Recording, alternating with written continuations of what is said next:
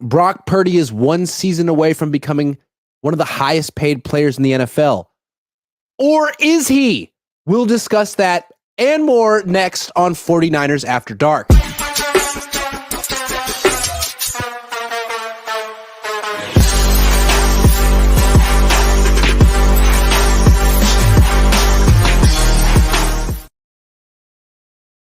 What's up? Welcome to 49ers After Dark, presented by the Sleeper app. That's Jessie Naylor. I'm Grant Cohn. The title of today's show is What's at Stake for Brock Purdy this season. We will get there. Don't worry, because we've been talking a lot about what's at stake for Kyle Shanahan and John Lynch this season. Debatable. From what I've heard, there's a whole freaking lot at stake for at least one of those guys. We'll see. And we'll talk about Brock a little bit more, but they have a game coming up in like 5 days. Isn't that wild? What do you want to learn from this upcoming game? Well, first of all, I'm just happy that football's back tomorrow night. Got a heck of a game, a rematch of the AFC Championship. And Monday Night Football, 49ers start out in prime time against the Jets team that has a lot of promise, according to their fans. Curious to see how it plays out, but there's a few things I want to learn. We can go back and forth if you want, because I don't want to take your ideas. But the first thing I want to learn, Grant, can this team consistently stop the run? One thing we know about the 49ers last year is they played from ahead a lot. And when you play from ahead, a lot of the opposing teams have to abandon the run game. But the games that were close, teams that were able to stick with the run, they usually had success against the San Francisco 49ers. Now, the 49ers losing Eric Armstead, best interior pass rusher they had by a mile, now off this team. They revamped that defensive line, but they don't have Greenlaw. That is a concern. So I want to see, can they consistently stop the run? And what we do know is the Jets are going to run the ball, and they have one of the best running backs in the league. Breece Hall is absolutely fantastic. He runs with power. He runs with speed. He's a do-it-all back. This is going to be a major key to the game, and we're going to find out early if the 49ers run defense is up to snuff. And if it's not, it can be a long, long season. But if it is, that bodes very, very well. So I'm curious to see how this plays out. Yeah, like the run defense may round into form as the season comes along, but like week one, George Odom could be starting. Is he a good run defender? I don't know. Devondre Campbell is starting. He's demonstrably better against the pass and the run. Leonard Floyd, demonstrably better against the pass and the run. Malik Collins, same. Javon Hargrave, same. So a defense that wasn't strong against the run last year is going to be, in my opinion, weaker against it this year. And in this particular game, it's obvious that the Jets are going to come out running. Like, their offensive line, their pass protection isn't great. Their quarterback is 40. He tore his Achilles last year. He hasn't played. He didn't play in preseason. They have every reason to run the ball. Yeah, they definitely do. They definitely do. What do you want to learn from this game? It's funny, like you just brought up essentially their front on defense, their D line in particular, but the whole front. Well, what about the offensive line? Last time the Niners played a game, they played an elite defense in Kansas City that had a fairly simple game plan that you have to be elite to pull off. Let's load the box, play man-to-man coverage on the outside, and bring pressure. Let's try to make it tough on the run game. Let's take away the quick passes. And let's challenge their protection schemes. And they won. They got 9 unblocked rushers. So it seems like the Jets can do all of that. They got the DBs to play man-to-man on the outside against Ayuk and Deebo. They got the defensive coordinator or head coach and Robert Saleh, who can bring pressure. And he understands how to shut down a running game if he has to.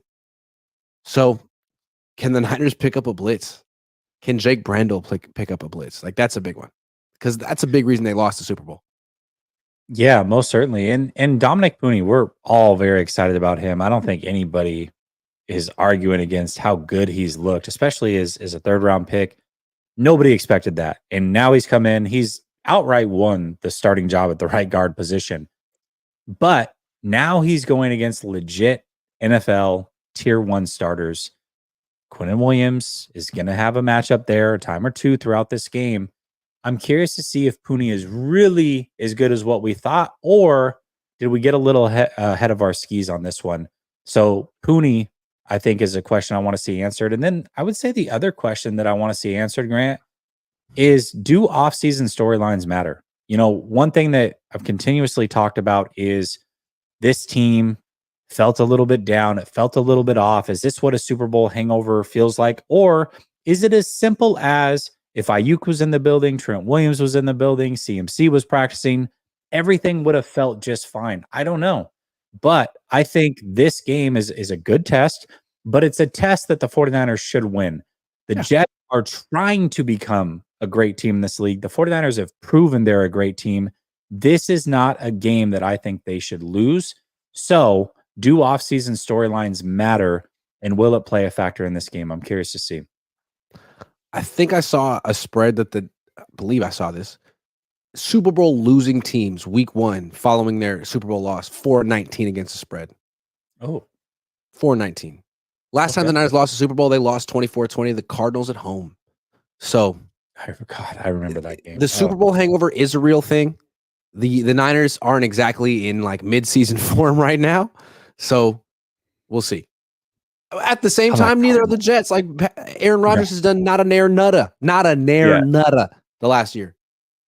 Oh, very, very good point. Very good point. Is there anything else that you want to learn from this game? Or are you set? I'm set. All right. Okay. I think that's fair. Deebo Samuel restructured his deal, converted his base salary to signing bonus. Does this mean that he's now going to be here beyond this season, and they're going to have a Deebo Ayuk tandem for the long term? Man, okay, it could, it definitely could, and I think that was the consensus, right? As soon as the deal was reworked, it's like, everybody that said Deebo's on his way out, what are you saying now? I just want to say this: just because his deal was reworked, it doesn't mean that he's not on his way out. Now, I'm not saying he was ever for sure on his way out. It certainly felt that way. If Ayuk got signed, you just looking at where you can cut money, Deebo made a lot of sense. But let's not forget that Eric Armstead, one day before the week 1 game against the Pittsburgh Steelers, it was announced that he reworked his deal last year. Something very, very similar to what Deebo Samuel just did. And they didn't have any problems moving on from him this year. So it doesn't mean that Deebo is automatically saying just because his deal is reworked, there is a path to move on from him. It's not ideal, but it is something they could choose to do if they want to. I still think but it makes it more difficult to do so. It definitely does. It definitely does. But the question I have is, and I hate to even bring it up based off of what happened this weekend, but this is a real football conversation that has to happen here. It's not a Ricky Pearsall conversation necessarily, but it's the 49ers drafting a wide receiver in round 1. How disappointing would it be to draft any wide receiver? It doesn't matter who the player, just drafting that position round 1 when you had so many needs along this offensive line and quite frankly on the interior defensive line as well, in my opinion, long term. And now all of a sudden you rework Deebo, you sign Ayuk to a long-term deal, you add on years to Jawan Jennings' deal, and now this first-round pick, if Deebo comes back, really isn't playing, barring injury, for 2 full seasons? What is the point of that? I mean, talk about a waste of a pick. It wouldn't make any sense. So, listen, I love Deebo Samuel, but I think for the sake of them picking a receiver, it would be a really, really odd thing for them to do, to hang on to him, even if they did rework his deal. Here's the way I interpret the 49ers. I don't think they're in lockstep about what they want to do. And that's what I think I picked up from my report that I put out yesterday, that the front office is sort of upset with Kyle Shanahan and John Lynch, despite giving them the green light to do whatever the hell they want to do. It seems like they're begrudgingly allowing Kyle and John to do whatever they want. And as time goes on, the pressure for them to prove that their decision-making leads to a championship gets higher. So I don't know. I think the organization, the front office, would like to move on from Brandon Ayuk or Deebo Samuel. I think they feel that investing big money in 2 wide receivers is foolhardy. And I think there's probably a lot of evidence, math to back that up.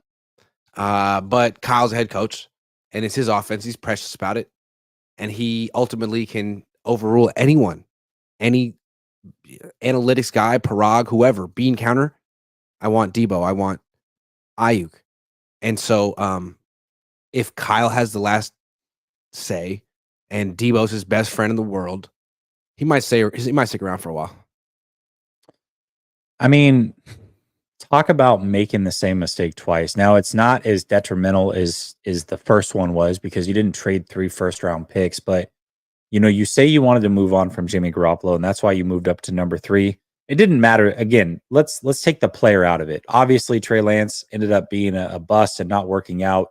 It seems that would have been the case with Fields or Mac Jones or any of them. But when you say you want to move on from a player and you spend that much capital to go get his replacement, and then you keep the player around that you want to move on from, it doesn't make a lot of sense. But now, a couple years later, just 3 years later, you finally get your first round pick back. Everybody's excited.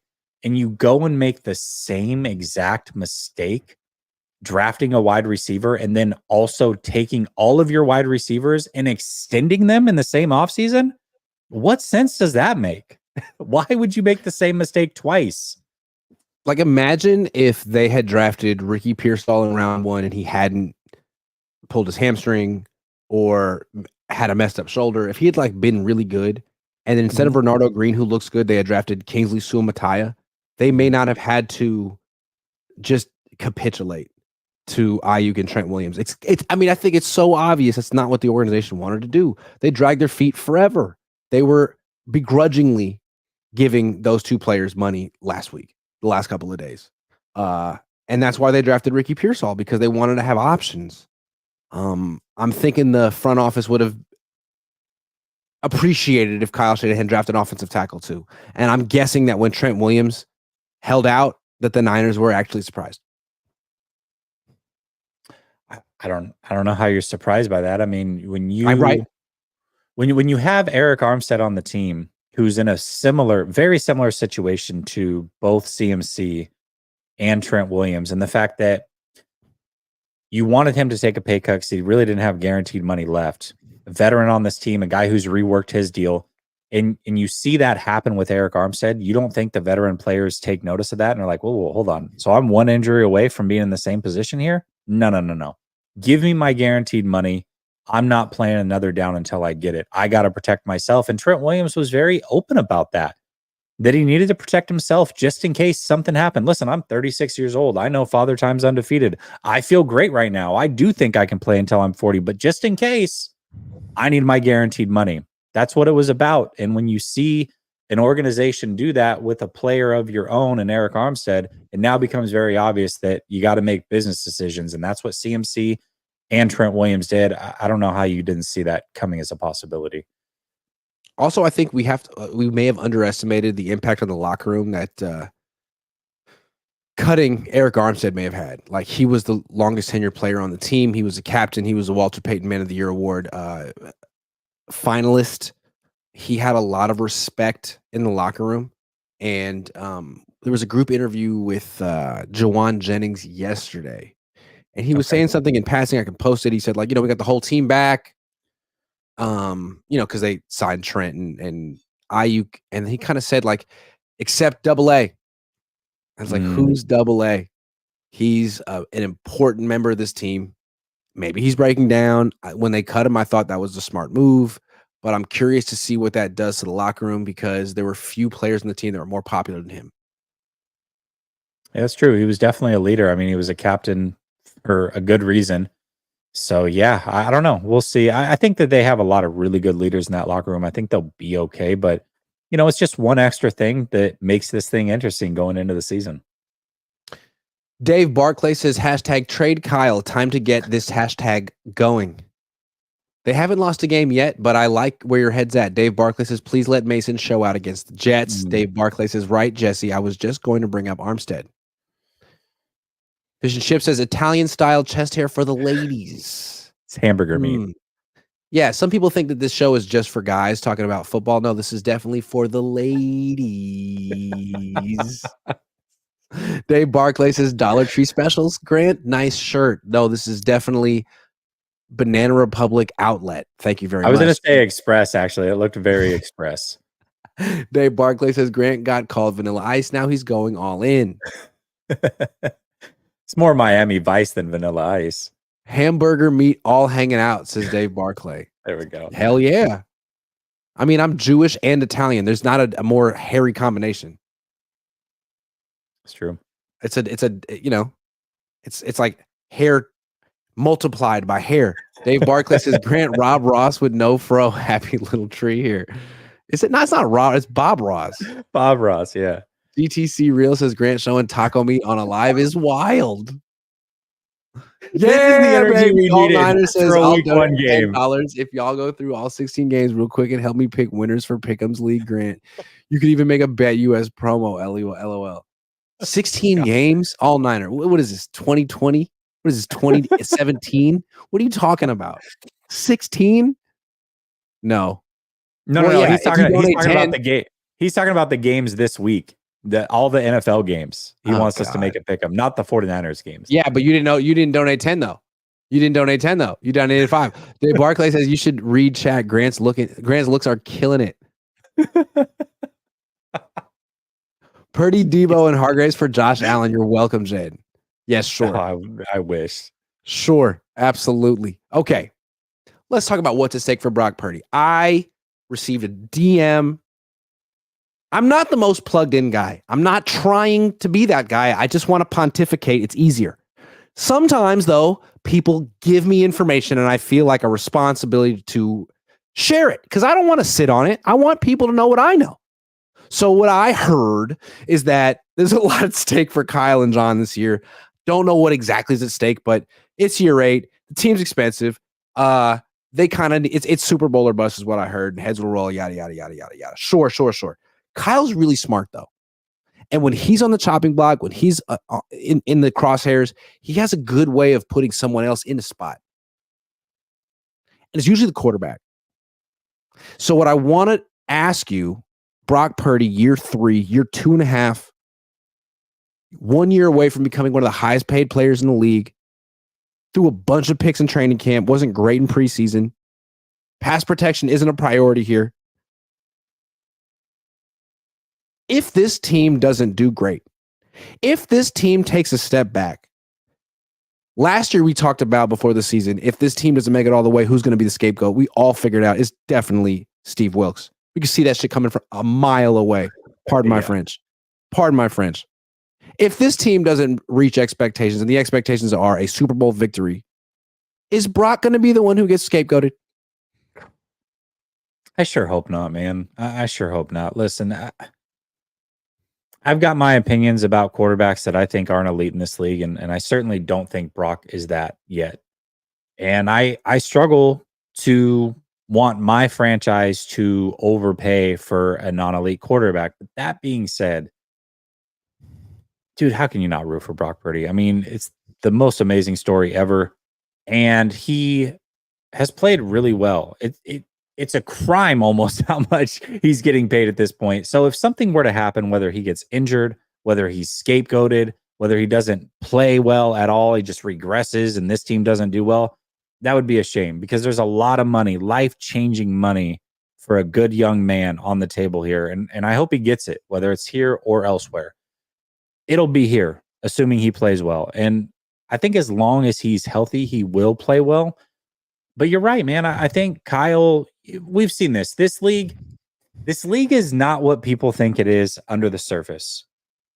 How many times behind the scenes coaches throw other coaches under the table to not get fired, or throw their GM under the table, or vice versa, throw players under the table? I mean, you just had something come out from the Washington Commanders where like the VP of player operations is saying some nasty things. This is not out of the ordinary. All right. These are things that happen behind closed doors, whether you're comfortable with it or not. So yes, if Kyle Shanahan feels like his back's against the wall, he will grasp at something because he's trying to save his job. Remember, one of the interviews he talked about that he learned from his dad, the one thing he learned from his dad wasn't how to win, wasn't how to get a quarterback. It was how to keep your job. That's what he learned from his dad. So if you think, and I'm not saying Brock Purdy necessarily, because I think Brock Purdy's probably going to play too good for him to be any sort of scapegoat, but he will find something. He will grasp onto something if it doesn't go as planned. Absolutely. Could that be Brock Purdy? Certainly. I don't think it will be. And hopefully the 49ers just have a really good season. But if they don't, he'll grasp onto something. He will. And like when we say he'll grasp onto something, it's not like he's going to come out after a game at the post-game press conference, some bitter defeat, and say this was Brock's fault. Like it's not how it's going to go. No. It's going to be people in the media who were close to Kyle, like Chris Sims. You know, like when they lost the Super Bowl 4 years ago, everyone agreed it was Jimmy's fault. There was the missed throw to Emmanuel Sanders, the deep throw. Like he was schemed open. It was there. Jimmy missed it. Kyle avoided flag, even though you were up 10 points in the fourth quarter. You gave it up. Put it all on Jimmy. And that was easy, and he ended up being the scapegoat. Then last year, they lose the Super Bowl, and very few people would scapegoat Brock Purdy for that loss. But Chris Sims, a couple of months ago, as he ranked Brock Purdy, 16th or 17th amongst quarterbacks in the NFL, said, look, if he was really a top 10 quarterback, they would have won the Super Bowl. And if Jordan Love was their quarterback, they would have won the Super Bowl. And it's interesting to hear someone that close who literally has Kyle Shanahan's initials tattooed on his ankle say something like that. Because that to me is Kyle's stance that, you know, he's propping these guys up.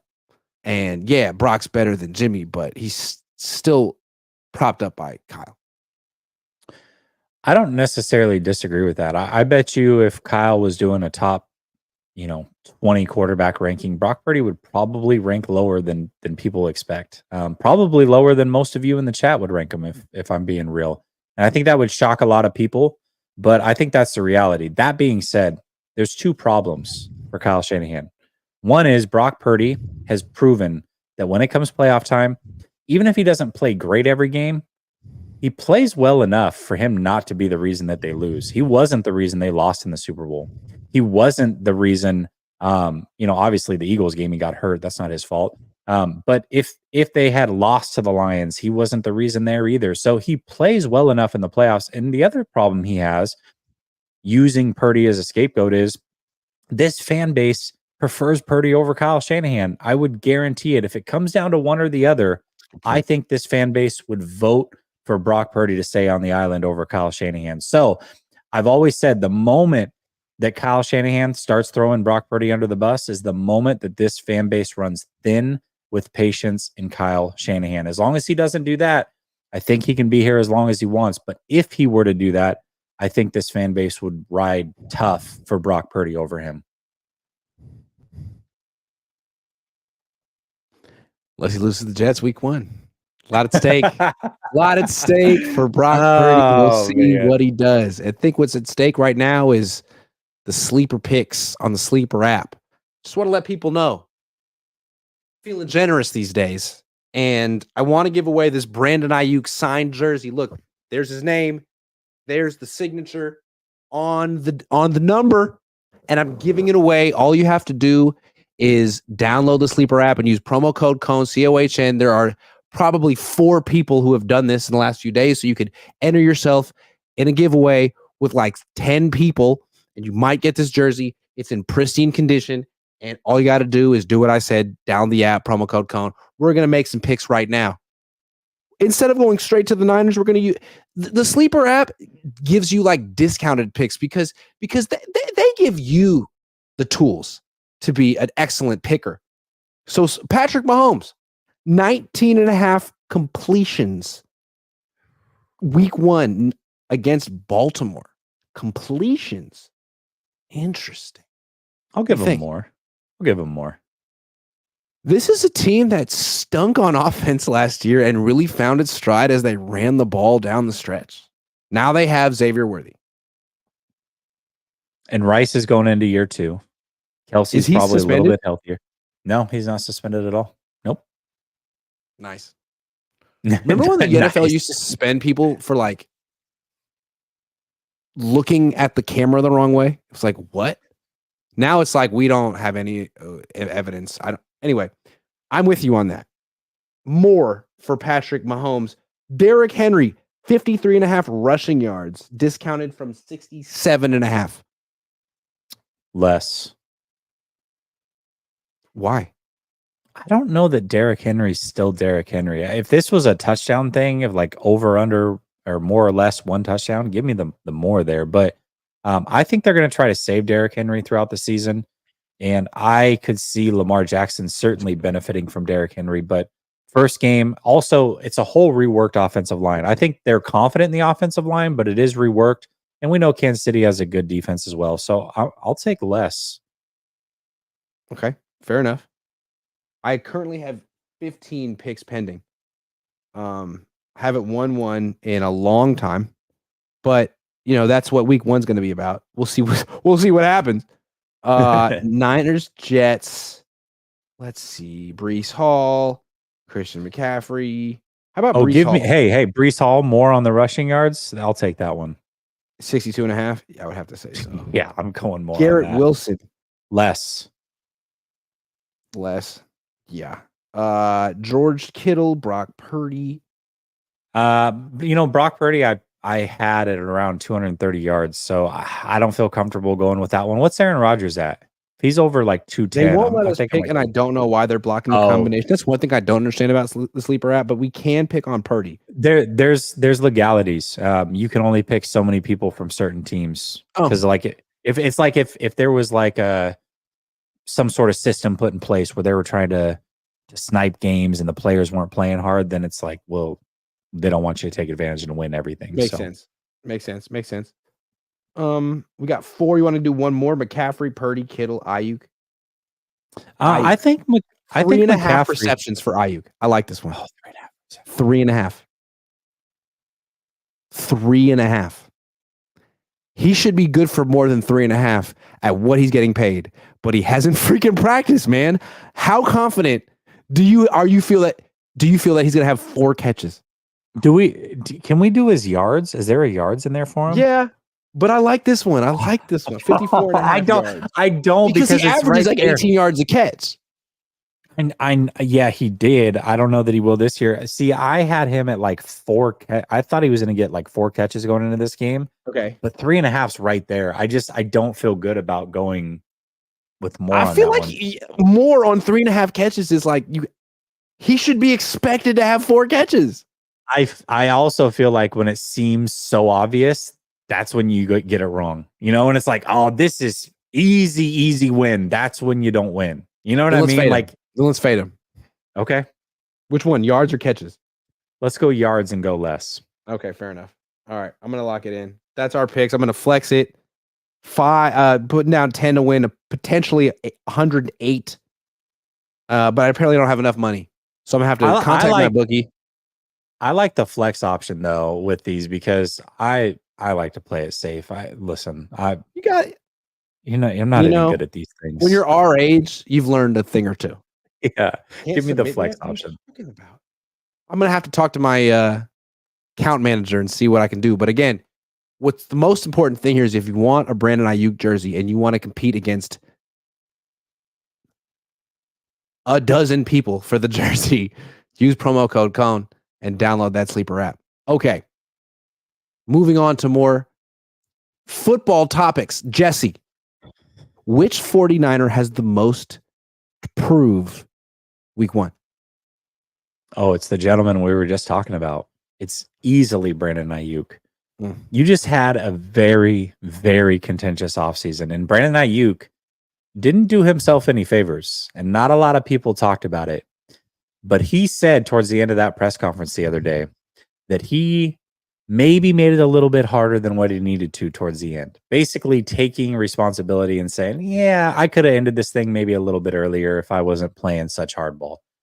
That, I don't think, did him any favors in the 49ers fan base eyes. Now, I think most 49er fans are happy to have him back. But if he doesn't play well and if they lose, people are going to be at Brandon Ayuk. They are not going to be happy with Brandon Ayuk whatsoever. It's like if he has a 3 catch, 14-yard game and they lose, it's going to be a problem. It'll be a problem. And by the way, it's not that he just didn't have a full offseason. If I'm Shanahan, I'd be using him as a decoy anyways against Sauce Gardner. That's not the matchup I want to see. So I would be using him to get other people open. It's very reasonable to think that even if he was there all offseason, he would be a decoy and he wouldn't get a lot of targets and catches anyways. Now you add in that, I'm curious to see what his utilization looks like. And I have a feeling it might not be a great game for him. And if it's not and they lose, watch out. This fan base is not going to be happy. Good call. I like that answer. I'm going to go a different direction, not to step on your toes. Yeah. I think Kyle Shanahan has the most to prove. Okay. Coming off a Super Bowl loss, a lot of people blame you. You're a 4-point favorite at home. You're going against Robert Saleh. You got to win, man. You got to have this team ready to go. And if you lose, it's not on Brock Purdy. It's on you. You can't lose to Robert Saleh because they could have traded you and kept Robert Saleh. They could have traded you and kept D'Amico Ryans. You got to beat Robert Saleh, man. I'm so much at stake for Kyle. And it's like, yeah, you've proven a lot. You're not a great coach. You're a very good coach and a very good offensive coach. But year 8, Super Bowl or bust. You lose week 1 to Robert Saleh. It's not looking great. I can't really argue with that necessarily. I'll say a guy that doesn't have a lot to prove, but I am curious to see how he plays. Fred Warner. Fred Warner is one of the best players on this team, but I'm curious to see what it looks like without Dre Greenlaw. Dre Greenlaw, I mean, just emotionally is a big part of what Fred Warner does. Absolutely loves playing football with him. You could see how gutted he was when Dre Greenlaw got injured. But also, Dre Greenlaw does literally everything that Fred Warner would prefer not to do, and vice versa. They just complement each other so dang well. I'm curious to see him playing next to a much lesser player in Devondre Campbell at this stage in his career. What does it look like for Fred Warner? Is he willing to get in there, mix it up, get nasty with the offensive lineman and try to stop the run? Or does he continue to do what he's always been great at, which is coverage and, maybe a little bit of a liability in the run game? I'm curious to see what it looks like for Fred Warner. I don't think he has a lot to prove, but just out of curiosity, I want to see what Fred Warner looks like without Dre Greenlaw next to him. I think he has a lot to prove in that area. I mean, that's something to prove. Also, Nick Bosa. Last year was a down year for you, Nick. And we all understand it was because you didn't go to training camp and you were negotiating a contract and yada, yada, yada. And we give you that. So that didn't happen this year. You were at training camp. You were at the whole offseason. You should be back. You should be Defensive Player of the Year candidate Nick Bosa. If not, that's alarming because they're paying you to be that. So Nick has a ton to prove this year. Week 1. You had 3 sacks through the first 8 games last year. You should have a sack in this game. I like that. He should have a sack in this game. Yeah. Okay, one more. How about Javon Hargrave? Admitted he was out of shape. You were the prized possession in the offseason for a team that was chasing a Super Bowl. You were supposed to be the guy to come in and deliver something this team was missing in an interior pass rusher, and you failed to do that because you were out of shape. Now you're getting paid still very big money. The expectation is you are a top 3, top 5 interior pass rusher in this league. That's what you were paid to come in and do. You've got help with Bosa right next to you, so it makes your life a heck of a lot easier. Can you come in and wreak havoc as an interior pass rusher and do it? The expectation is now you said you're in shape. Now you know the scheme. Now you've been here a year. There are no excuses. You're getting paid a lot of money. Can you be the player that you're expected to be? I'm curious to see if Javon Hargrave can live up to those expectations as well. And then also Nick Sorensen, man. No, Nick Sorensen. I mean, God, he's gotten the endorsement of the players. Everyone's thinking this is going to be okay because he knows D'Amico and yeah, okay, but like we've never seen what this looks like. He's never called to play. How? And it's not just him; it's Brandon Staley too. What is this like Frankenstein combination gonna look like? Is it gonna work? He's going against Aaron Rodgers week 1. It's a good one. Let's go. All right. I think that's a good list of players that have something to prove. Players, coaches. Those. Dave Barclay says, tried this on Jesse, but everyone talked about being efficient and green. But you should see people's faces when I rinse out my one rubber and put it back in my wallet. What's with that, Jesse? Chat. What the hell? What are you talking about? What is he That is talking so about? Fish Chip weird. says you're the next Kyle Shanahan scapegoat. It's Cohn's fault for sure. What was he talking about? Dave Barclay says I don't necessarily disagree with Fish. All nine says only if y'all have time. If not, no worries. Side note: I never realized Leonard Floyd was the one who sacked A-Rod for his injury. Yeah, so you got Leonard Floyd who knocked out A-Rod and Hassan Reddick who knocked out Brock Purdy. Now we don't know if Hassan Reddick's going to play. Looking like he might not, but could happen. Do it for I think, by the way, that was all Niner $10. He wants us to go through and pick the games. Damn. So I know. I think he delivered. We might have time. We might have time. We can go rapid fire. We will. Dave Barkley says, just give me the jersey, G. I don't gamble, but I pay. Forever says, what do you have to pay? What do you have to say to 95.7 calling you a liar? Who called me a liar? I don't know. I don't understand. It's like, look, if you feel that my source is wrong, fine. I mean, I don't know. I mean, none of us know. But like, if you think that I'm like lying about having a source, like, Jesse, I would show you. If you were here right now, I would show you my phone. Like, I'm trying to be as transparent as possible. The idea that I would like, I don't even want to be a newsbreaker. Jesse, do I want to be a newsbreaker?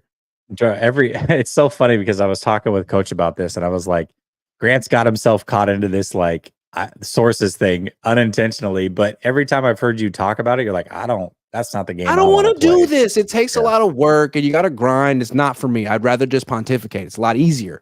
But sometimes people hand me stuff and I'm like, all right, well, I could just sit on it or I could share it. And if I'm going to share it, I'm going to do my best to let people to be as transparent as possible and let people make up their own mind about it. But the idea that I'm like making it up, like, no, it's not. I got a big enough platform. I don't need to do that. That's high risk, low reward.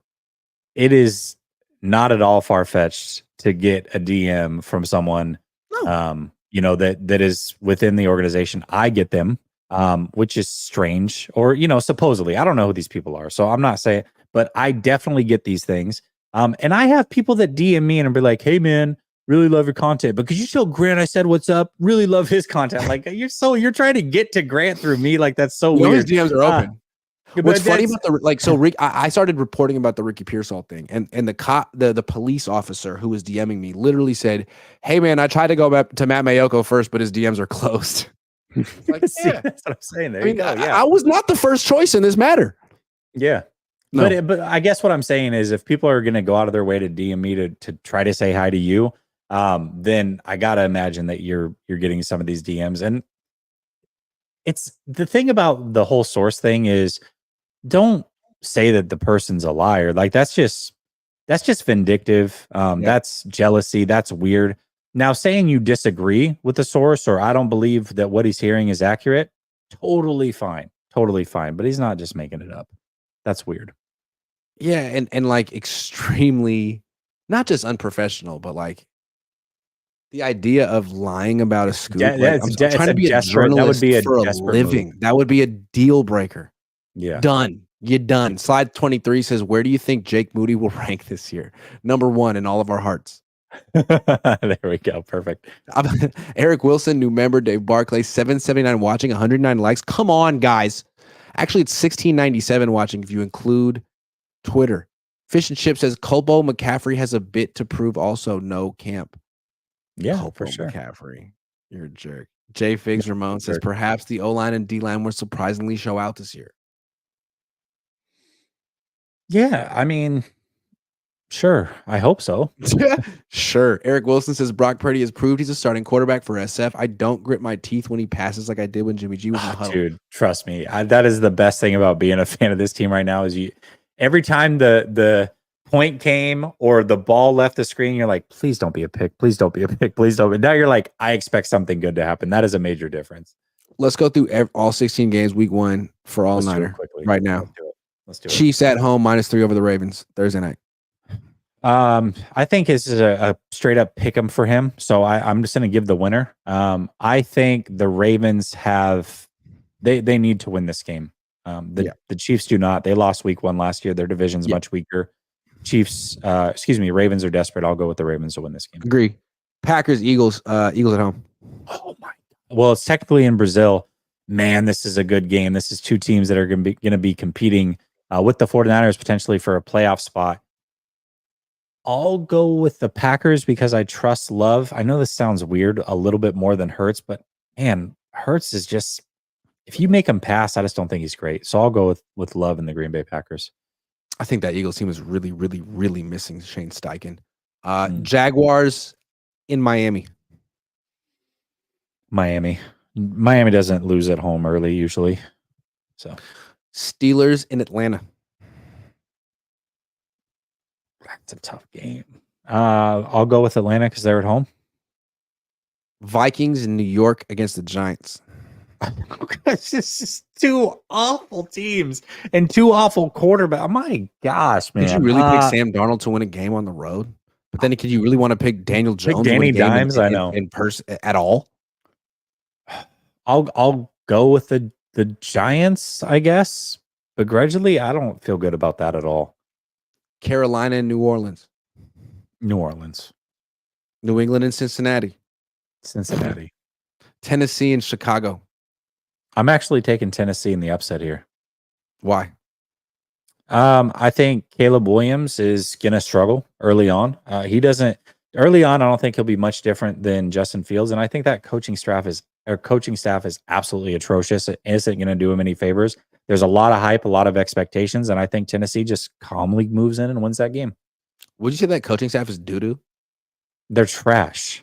I don't know what I said. I might have said doo-doo. No, I said doo-doo. Arizona and Buffalo. Ooh. Buffalo. They're at home.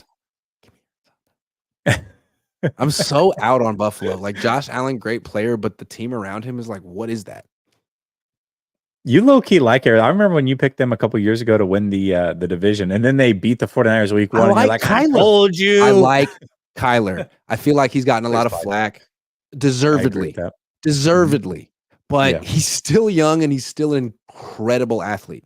How many dudes get drafted top 10 in two sports? Like him and Bo Jackson? Did Bo Jackson even get drafted top 10 in two sports? No. I don't know. He's incredible. He is an incredible athlete. I just don't think, I don't know where the pass rush comes from with the Cardinals. They don't have one. I think that's disaster against Josh Allen. Good luck with that. Fair enough. Texans in Indianapolis. Texans. Yeah. Vegas Raiders against the Chargers in LA. Chargers. Washington, in Tampa. Tampa. Give me Washington.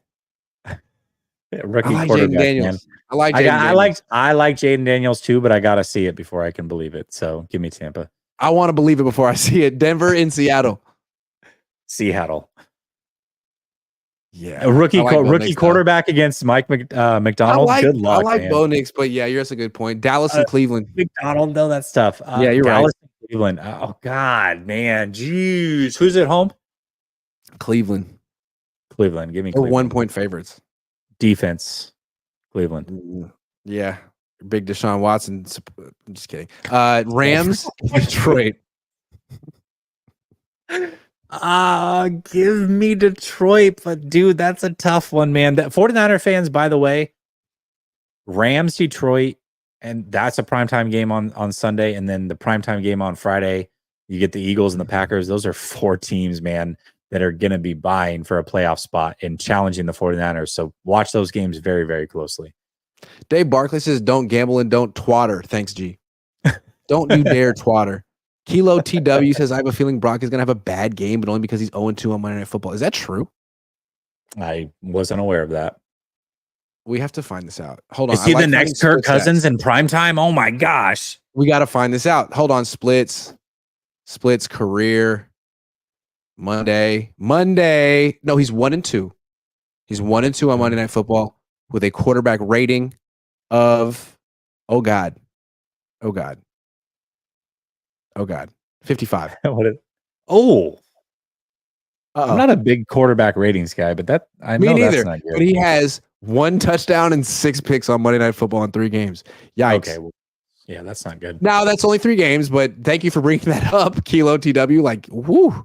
Well, I want to say this though too, and somebody had asked me on my last show. I just did Behind Enemy Lines before this with the Jets content creator, and somebody brought up, hey, if Brock Purdy plays well against the Jets, is that Is that a big deal? And I said, yeah, I think so, because it's a data point. Everything that we're doing with Brock Purdy, it's so early in his career. We're just trying to collect as much data as possible. And the data says, regardless of who wasn't playing, that against good defenses, he tends to struggle a little bit. Data apparently also says he's not great on Monday Night Football. So I think playing well against the Jets is a data point that 49er fans would be very happy to obtain. So I think so too. Final question. Is it a big deal if the Niners lose week 1? We don't expect them to. No, but I'm picking them to win. It's like,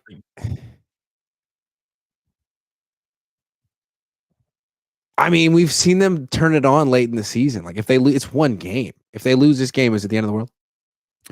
It's not the end of the world because it's an AFC team, but I just talked about, you've got, the great thing for the 49ers is the way this season starts. You've got 4 teams that are going to be, like I said, fighting for playoff spots, competing potentially for number 1 seeds against the 49ers.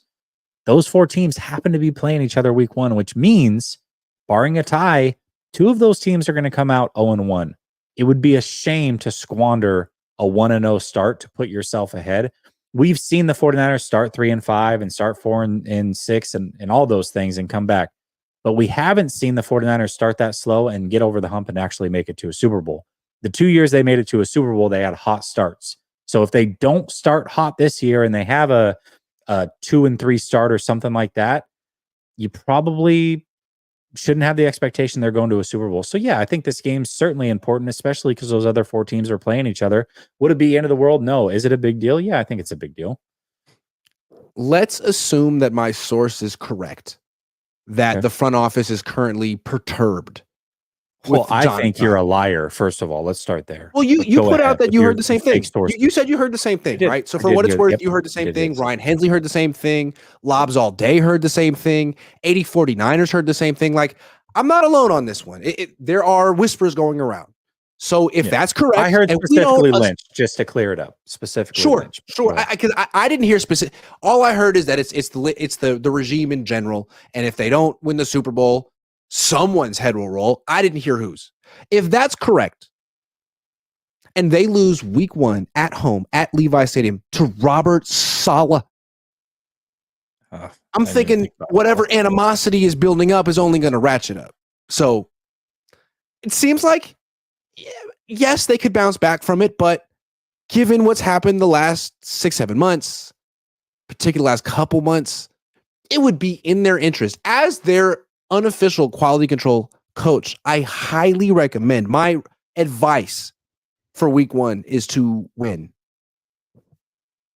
Yeah, for sure. I do want to say this though, because again, I had heard the same thing about Lynch, but I had heard this many, many months ago, and it's not something that I put out there. I don't care to put it out into the ether, because who knows, right?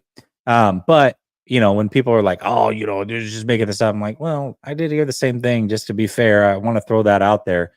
But what would be contradictory? Let's go down the path for a second that your source is right. How contradictory would it be for Jed York going into the Super Bowl asking if they had lost in the NFC Championship, would it have been a disappointment? And your answer to the public was, oh no, I mean, it would have been a great season. I'd have been happy with that. And then behind the scenes, be like a tyrant over not winning a Super Bowl. Those two things don't add up. Now, Jed York is a little bit odd. I wouldn't put it past him. We've seen him kind of act out of haste in the past. I mean, shoot, you had Harbaugh here winning a lot of games. You took the first chance you had to get out of it. But those two things, he missed the playoffs one time. Yeah, goodbye. He's like, I'm out. Yep. Yeah. So I don't necessarily buy that it's the real thing that's happening here. But if it is, man, what a sleazeball move to come out in the public and say that, and then behind the scenes be like, you better win a Super Bowl or else. At the same time, though, it's fair. Like, we all what's the word? The word I'm trying to look for is Eddie DeBartolo is a mythological figure in 49ers lore. And part of what made him so cool is that he was angry and quick-tempered and had high standards. And Jed isn't a fraction of that. So if he could finally in year 8 or year 9 say, hey, Kyle, we've done everything. We've said yes. We've written all the checks. Like, we need you to actually deliver because you don't have a lifetime contract. I think that would be like almost in the spirit of the organization going back to the 80s. Like, even George Seifert got fired, and he won 2 Super Bowls. Like, sorry, no one's safe, man. You got to produce. And I know it's like, we go to NFC Championship games. Great, man. But like, you are considered the best team in the league. You're not exceeding expectations. You're not when you go to when you lose in the Super Bowl, you're not exceeding expectations. And they're not firing you yet. They're still giving you every opportunity. You want Deebo, you want Trent, you want Brandon. Great, man. Great. Now win the Super Bowl. Yeah, I mean, I don't necessarily think they would go that route, and it actually makes a lot of sense that John Lynch would be the one to go if either of them. Only from the standpoint that like you gotta shake things up if things aren't going right. And I think Kyle's your guy. You allowed him to pick the GM, so to me, I could see that potentially happening, but I don't think it's unreasonable to hold them accountable and expect a Super Bowl. I don't. It's been 8 years. Here's the problem with firing John. John's a figurehead. He's not a strong general manager. Kyle runs the team. So you fire John and say, we want to bring in a strong general manager. Kyle, you have to give up power. Will he do it? I don't think you would bring in a strong general manager at that point. Okay. You'd probably bring in another person that... So you give Kyle more power if he loses the Super Bowl. That doesn't make sense to me. So that's why it's like, and here's the last, we gotta go soon. It's 6:57 on the West Coast. Bill Belichick is unemployed. Okay. And if the Niners have this veteran team, they want to do this last dance thing, and Kyle can't get it across the finish line. Maybe Jed feels like, there's this all-time great coach in like the Bill Walsh tier, and he's there, and he wants to coach. He doesn't want to be Kyle's defensive coordinator, but he will be the head coach of this team. And he's won Super Bowls with worse teams. He seems to love. I mean, I'm just saying that is the one thing that could be the turd in the punch bowl for Kyle Shanahan. Bill. It could be. It Although no one wanted him this year, so I don't know what his stock is. I don't know. No one wanted him this year. I don't know. Yeah, I think he's kind of going to ingratiate himself back into the league. I think he's people on are with Pat McAfee. He's cool now. That's what I'm saying. And he's actually a funny guy. He's a lot of fun to be around. He did the whole roast thing. I think people are going to see him let his hair down a little bit and be like, okay, maybe he's not so bad. You know what I mean? Yeah. So yeah, I mean, that could be a scenario. I think this is so slim to none. Even if barring like a under 500 season and missing the playoffs, I just don't see any scenario where Kyle Shanahan's moved on from. I just don't. Yeah, when I got the DM, I was surprised as well, but I'm not the one plugged in. This guy is. Fish and Chip says, Mom asks, do you sleep with your golf club? Only on Tuesdays and Thursdays. Dave Barclay says, my sources say Kyle looks like a douche with a haircut. That's not how you spell douche. Get it right. Dave Barclay says, I know it's spelled wrong, but I had to get it in. Fair enough. The $2 limit. Why haven't we won? Is it the personnel or the performance? Performance equals Kyle. Personnel equals John. They all equal Kyle. Kyle's making all the decisions, man. It's not personnel. The team's good enough to win. I think the team's good enough to win. It's 6:59. Thanks for watching. This was officially, hold on. Just getting report. This was the best 49ers After Dark of all time. It's the best one we've ever done. All except for the Russian judge was not a fan, but everyone else gave us exemplary marks. So thank you. I will say the Mac Jones draft one, where is he getting 100 mil might have been the best one. I'll never forget. That was a good time. I'll never forget that time. God. Shout out to Waruna. Yeah, and he may get it one day. Anyway, thanks for watching. This has been 49ers After Dark. Make sure you like and subscribe to Jesse's YouTube channel, Last Second Sports, and to mine as well. And again, if you want a Brandon Ayuk signed jersey, download the Sleeper app right now and use promo code COHN. Thanks for watching. God bless.